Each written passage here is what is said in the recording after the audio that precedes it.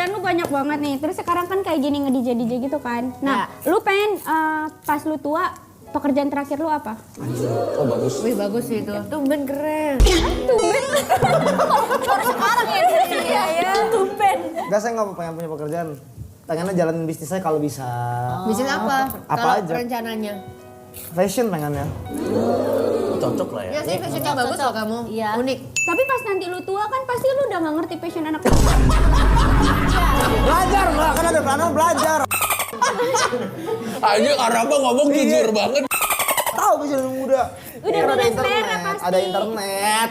Mungkin buat yang kayak gini kan yang pakai kayak tahun besok udah nggak ada. Iya kayak iu banget gitu tahun besok. Kamu terinspirasi dari mana sih pakai fashion kayak gini? Oh, Pinterest, Gambar Pinterest. kuda-kuda, Itu Iya kan kuda. Oh ya benar. kuda, Iya itu kuda. terus coklat-coklat, Iya, rambut Iya. warna-warni. Biasa beli baju di mana?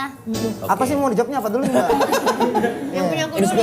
Inspirasi dan biasa beli baju di mana? Iya. Kalau inspirasi Pinterest sama Instagram lah biasa dari luar.